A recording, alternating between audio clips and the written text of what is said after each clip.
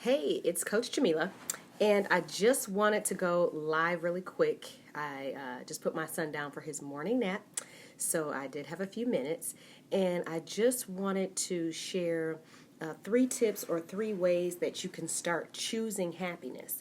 Now, just to let you know a little bit more about who I am a transformation life coach. In short, what I do is I teach women how to be happy, really how to overcome low self esteem, low self worth, lack of confidence, negative thinking, how to overcome that, and other negative self-sabotaging tendencies. One of the biggest hurdles we as women face is we often browbeat ourselves rather than love ourselves into doing the things that we need and even want to do. So that's what I help women with, is primarily to overcome those types of behaviors, but the bulk of which is just overcoming that negative thinking. And so in today's video, the reason why I wanted to talk about this topic is because so many people think that happiness has to do with, a person coming into your life, or a change in your circumstances, or finally your ship comes in financially and all of a sudden, you're going to be good to go. Now you can finally be happy. When the fact of the matter is whether or not you're happy has very little to do with your external circumstances and everything to do with what's coming from the inside out. And by that I mean, I'm not saying that things can't happen in life that can affect us and cause us to be sad or hurt or depressed. That's reality, right? But this idea that we have to wait on something or someone to happen in order for us to finally be happy means that we are hinging our happiness upon something outside of ourselves, and therefore we have no control over it. Okay? So these three tips that I'm going to share with you. The first way that you can start choosing to be happy, because again, happiness is not something that is from the outside. It comes from the inside out. It's a decision and a choice that you're making and how you're going to live and, go about carrying out your life. And so the first thing you can do to start choosing happiness is to be grateful. Sounds easy, right? But it's a lot easier said than done. How many of us wake up and we start complaining, right from the get-go? This isn't going my way. That's not going my way. Oh, I gotta go to work. Oh, I need 5 more minutes on the alarm clock. Whatever. We start off our day just totally complaining, totally negative, right? But what if we started off our day actually being thankful for the fact that, we had a warm bed to sleep in. Things that we take for granted, like a hot shower. The fact that you have all the products you need to take your shower, to smell good, to get out the house looking good, and to get to wherever it is you have to go. Oh, you have a car to drive.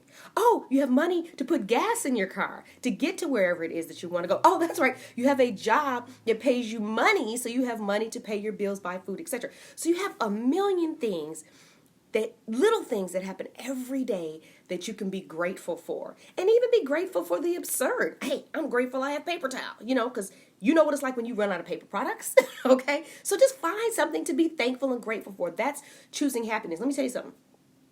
When you start shifting your thinking and focusing on everything that you have, then what you don't have, or what you are desiring or wanting or lacking, it kind of fades into the background. It's not saying you still don't want those things or want to be better, but it's just the way you see them now, the way you feel about them now changes, because you're like, man, okay, I kind of have everything. I'm pretty content, but it'd be nice if I had this. And what a better place to come from there than a place of lack and wanting and constantly going after and complaining and negativity. So the first step in choosing happiness is, again, be grateful.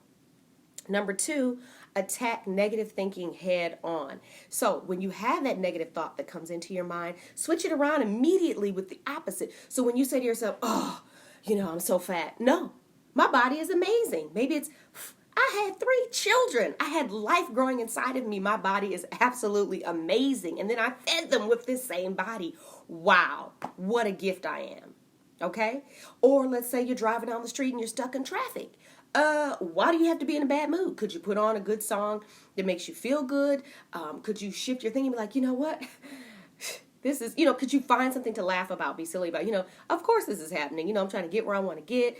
But you know what? It's all good. I can't change it. Time is what it is. So why should I be upset about it? I'm just going to sit back here and enjoy it. This gives me an opportunity maybe to catch up on an audiobook I've been wanting to listen to. Maybe I can call my mother right now and get that conversation done so she can stop making me feel guilty for not calling her. So there's a lot of ways that you can counteract negative thinking. But the point is you want to attack it head on. As soon as it starts creeping in, you want to go boop and stop it right there. Oh, hi, Liz. Why do we go up and down with those feelings? Is it hormonal affecting how you react?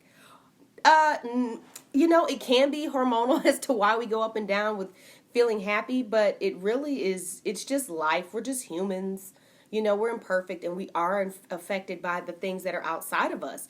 But if we consciously make a decision, and this is why we have to be proactive about it, and then when the tips I'm giving you are proactively choosing means action, it means you're doing. And so when you counteract those negative thoughts immediately with positive thoughts, then you start changing the habit that your brain has of going down the road of woe is me, life is terrible, I'm so horrible. I actually have a client. She's amazing. She had some of the most challenging negative thinking, negative self-talk I've ever seen. And one of the first things she did right from our first session, immediately after, is she started doing exactly what I explained to her to do, but kind of even taking it further. She wouldn't even allow the thought to come into her mind. As soon as it did, she said, nope, I'm this. So she would tell herself, I'm ugly and things like that. She was like, nope, I'm beautiful. She immediately counteracted. And what she found towards the end of our time together, when we were kind of talking about, other things we wanted to work on, not a thing came up about her physical appearance, which was kind of a big deal when we started. She no longer was even worried about it or thinking about it or saw herself in this negative light. So that's the power of consciously reining in your thinking and stopping that negative thinking head on. Yes, you have the power to do that. You are not at the mercy of your thoughts. That's a lie or a fallacy. You just have to take control of it. So it can be your hormones. Yes, that can make it a challenge, but take control of your thinking. It's your mind. It's your life. You have all the power. You can control whether or not you're going to be in a bad mood or whether you're going to be happy. So we're in this video talking about being happy. So now that kind of leads me to my third tip. My third and last tip is you may have to actually, in order to choose happiness, change your circle. Do you hang around people that are negative? Or let's say your goal is to, lose weight and live a healthier lifestyle. Are you hanging out with people that are, like to drink wine and eat carbs late at night? It's not going to really help you reach your goal, is it? And not saying you still can't be friends with those people, but the ones that you spend the bulk of your time associating with, who you take into your close company, ought to be on the same page as you, okay? See, if your goal is to, let's say your goal is to be in a new relationship. You want to be with a great guy, right? Well, if you're hanging around with a bunch of women who are totally negative, who are man haters, who all they want to do is talk about how horrible men are, then you're never going to meet a great guy hanging out with them. What are they going to teach you about being happy and being happy with a man in a successful relationship? They want to sit in complaining and negativity. And so if your goals are different from that, if you're trying to choose to live your life in a better way, to be happy, to start moving forward and living your best life, you got to look at who you hanging around. Are they trying to keep you stuck in misery and negativity and complaining and woe is me? Or are they like, yeah, girl, let's do this. I want to be positive too. You know what I'm saying? So yeah, you got to look at your circle and you may have to make some changes. And that can even include sometimes your family members. We love our family, but hey, if they're being negative, you may have to find a better way to limit your association and communication with them in a way that still lets them know you love them and you're there for them, but where they're being around them isn't have such an impact on you, doesn't affect you as much. You might have to limit it. And that's okay, because you do absolutely have the right to protect yourself emotionally. Okay? Somebody doesn't have to be physically beating you on your head for you to say, you know what, it's not a good idea for me to be around you. No, they could be emotionally beating you up by dumping their garbage on you or putting you down to make themselves feel better because maybe they're a jealous, envious person. You don't have to put up with that just because they're so-called blood. No, I don't think so. Since when is abuse allowable? It's never allowable. And so you may have to change your circle, and you absolutely have the right and absolutely have permission to do that, okay? If people want to be in your life, they have to be a positive influence, right? So just to review my 3 tips on how to start choosing happiness. Number 1, be grateful. Number 2, attack negative thinking head on. Don't let it get a hold of you.